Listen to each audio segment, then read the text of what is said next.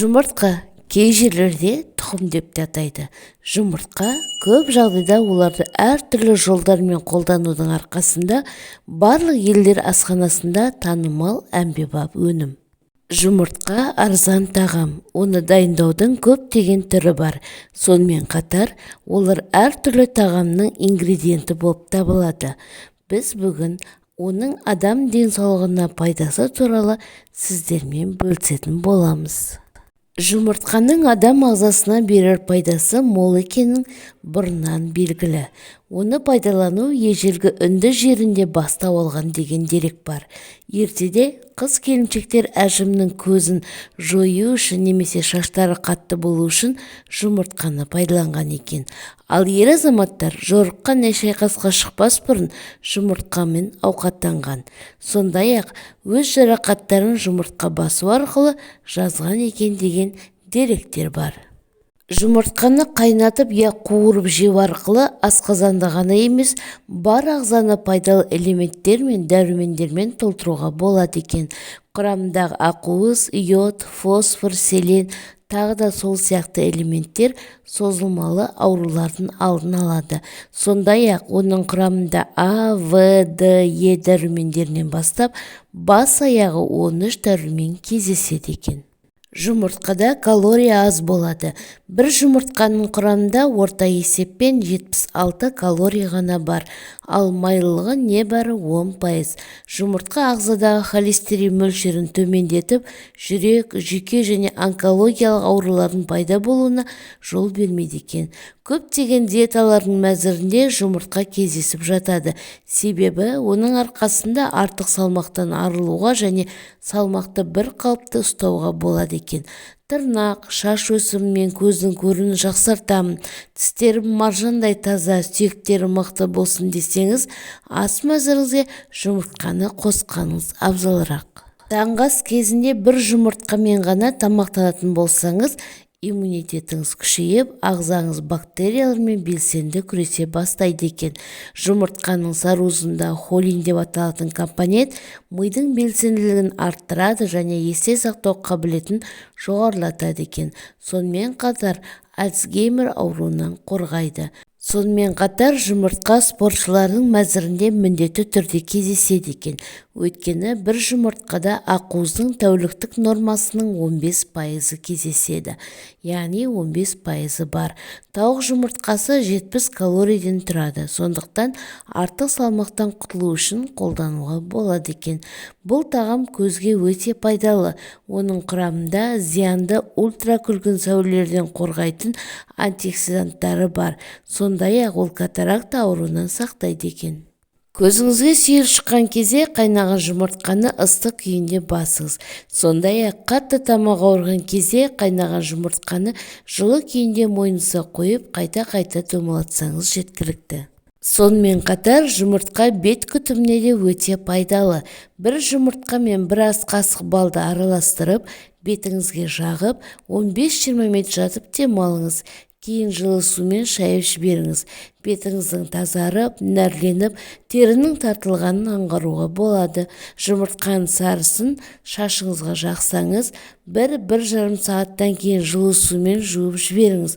Бұл ем шашыңыздың жылтыр болып, алдағы күндері ұштанбауына жол ашады екен.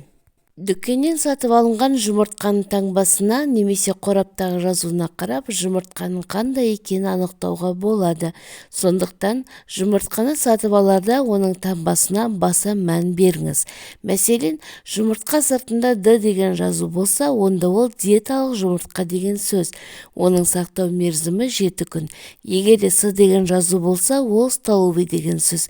Демек, асқа пайдалануға арналған жұмыртқа.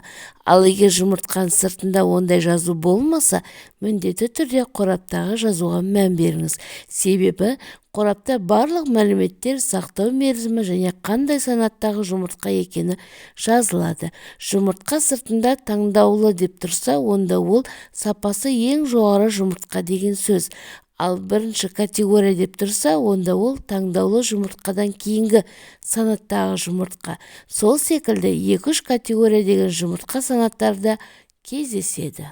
Ал қолдың жұмыртқасын сатып алған кезде немесе үйіңіздегі тауықтың жұмыртқасын жинаған уақытта сырты лас болып тұрғанын көреміз. Сондықтан мұндай жұмыртқаны бірден тамаққа пайдалануға болмайды. Өйткені сырты таза болмағандықтан мұнда түрлі бактериялар болуы мүмкін. Сол себепті ең бірінші жұмыртқаны жуып алған дұрыс. Ол үшін ыдысқа су құйып, біраз қастай тұз салып, жұмыртқаны жуған кезде сыртындағы бактериялардың бәрі өледі екен. Бәріңіз білетіндей, жұмыртқаның бір жағы доғал, бір жағы сүйір болып келеді. Ал оны тоңазытқыштағы жұмыртқа ұяшығына жинаған кезде сүйір жағын төмен қаратып қойған жөн. Көпшілік ақ жұмыртқаға қарағанда қоңыр жұмыртқаның пайдасы және құнары бар деп салыстырып жатады. Алайда мұнда жұмыртқа түсінің ешқандай маңызы жоқ. Жай ғана ақ тауықтың жұмыртқасы ақ болса, қара тауықтың жұмыртқасы қоңыр болады екен.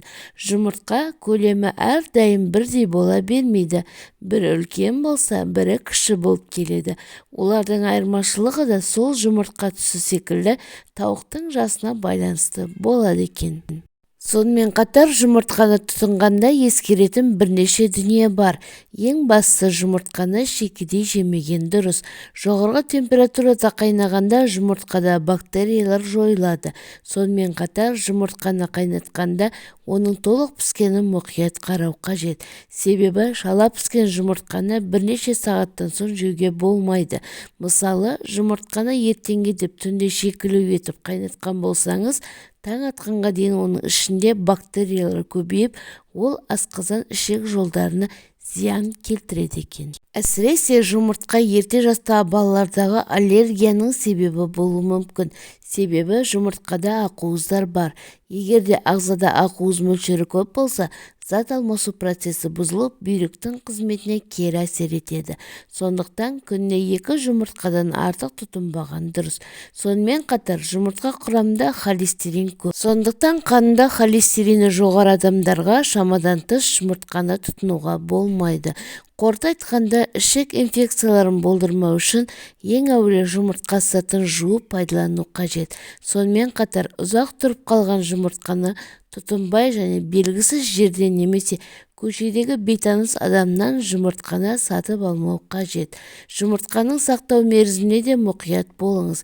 Мәселен, жұмыртқа плюс 2 градуста 25 тәулік сақталатын болса, минус 2 градус температурада 90 тәулік бойы сақталады екен. Ақпарат пайдалы болса, арнама тіркеліп, лайк басып, пікір қалдырып, достарыңызбен бөлісуді ұмытпаңыз.